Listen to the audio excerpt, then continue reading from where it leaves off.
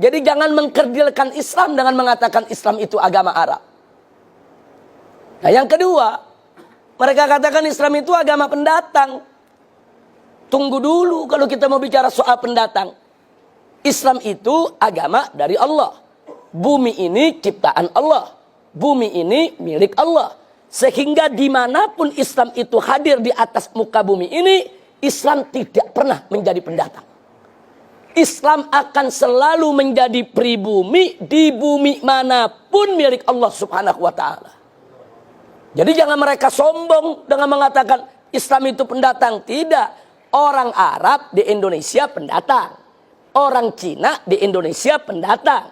Tapi Islam bukan pendatang, saudara. Islam itu datang dari Allah Subhanahu wa ta'ala di atas muka bumi. Bumi ini milik Allah. Bumi ini ciptaan Allah. Dengan hak apa ada manusia yang begitu sombong mengatakan agama yang datang dari Allah dikatakan sebagai pendatang? Enggak begitu, saudara. Nah, jadi ini berbahaya sekali. Ingin mengecilkan peran Islam, ingin mengecilkan nilai Islam. Dia ingin bermain kata-kata. Nah, kemudian selanjutnya dia katakan karena Islam ini pendatang dari Arab, maka Islam itu harus dipribumisasi. Islam itu harus diindonesiakan. Islam itu harus dinusantarakan. Ini kalimat sangat berbahaya. Loh, kenapa saya katakan berbahaya? Karena dulu Nabi pada saat diutus oleh Allah Subhanahu wa ta'ala pertama kali ke tengah bangsa Arab, bukan untuk mengarabkan Islam, tapi untuk mengislamkan Arab. Jadi jangan dibulak-balik. Nabi nggak pernah mengarabkan Islam, ya ikhwan.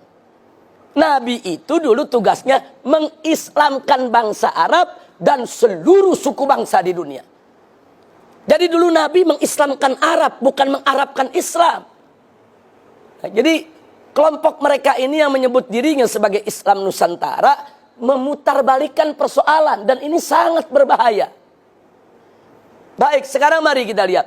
Kalau nanti Islam di Indonesia harus di-Indonesiakan, maka konsekuensinya Islam di Afrika harus di-Afrikakan. Islam di Eropa harus di-Eropakan. Islam di Amerika harus di-Amerikakan. Islam di Cina harus dikinakan. Islam di India harus di-Indiakan. Naif betul. Kok bisa begitu rendah sekali Islam? Ingin diubah-ubah, disesuaikan dengan suku bangsa? Tidak.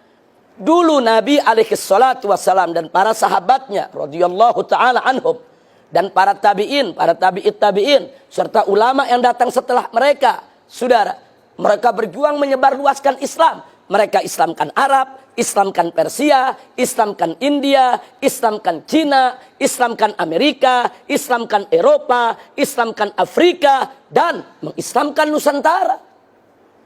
Wali Songo dulu ketika berdakwah di tanah Jawa, Wali Songo nggak pernah menjawakan Islam. Wali Songo nggak pernah menusantarakan Islam.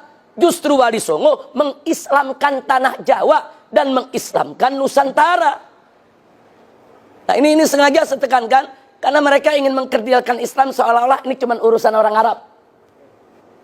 Sebetulnya yang mereka mau serang bukan Arab, mereka mau serang Islam. Arab ini cuma perantara saja, ya ikhwah.